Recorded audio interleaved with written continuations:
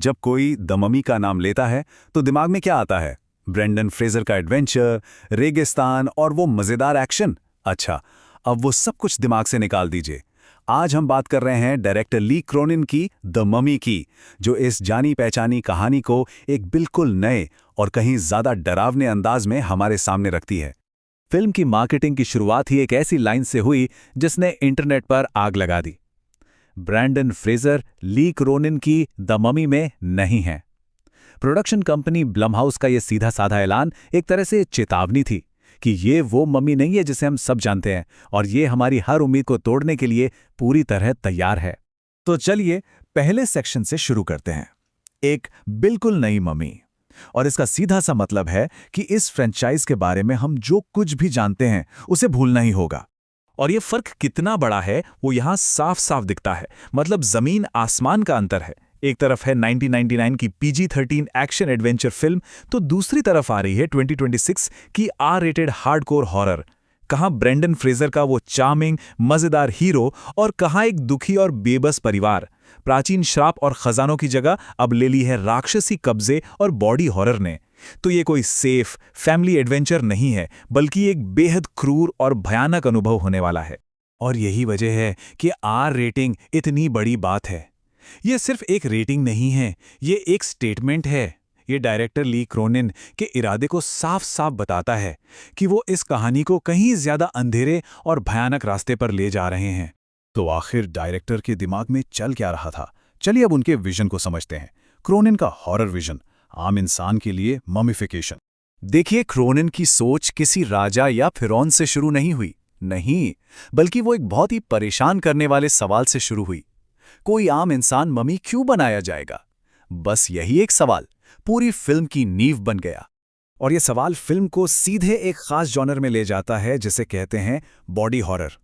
इसका सीधा साधा मतलब यह है कि डर का असली सोर्स इंसान के शरीर का भयानक विनाश या पतन है।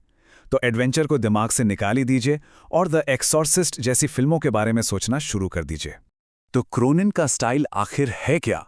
ये एक तरह का हाइब्रिड है, मॉन्स्टर मूवी और पोजेशन हॉरर का मिक्सचर।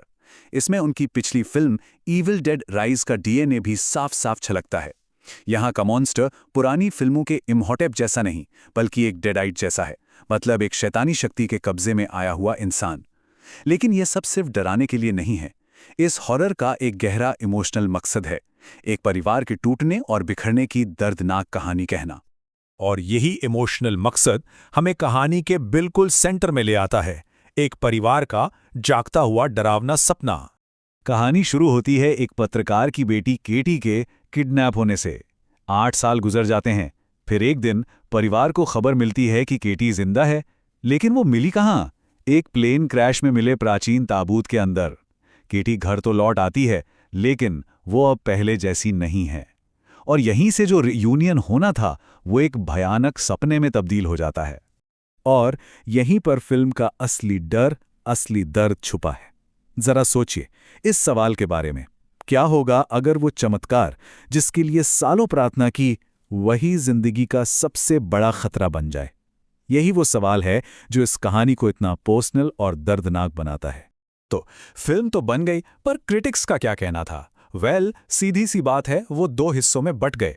कुछ के लिए ये एक क्रूर मास्टरपीस थी, तो दूसरों के लिए एक सुन्न कर देने वाली थकाऊ फिल्म। एक तरफ कुछ क्रिटिक्स ने इसकी जमकर तारीफ की, जैसे ह्यूस्टन प्रेस ने लिखा, ये घिनौनेपन में संतोषजनक है और एक आश्चर्यजनक भावनात्मक चोट पहुंचाती है।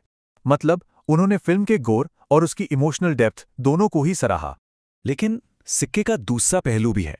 RogerEbert.com जैसे बड़े नामों ने इसे बिल्कुल पसंद नहीं किया। उन्होंने लिखा, ये बेतुके ढंग से लंबी है और अपनी क्रूरता में नीरस है। शिकायत थी फिल्म की लंबाई और उसकी लगातार ना खत्म होने वाली क्रूरता से।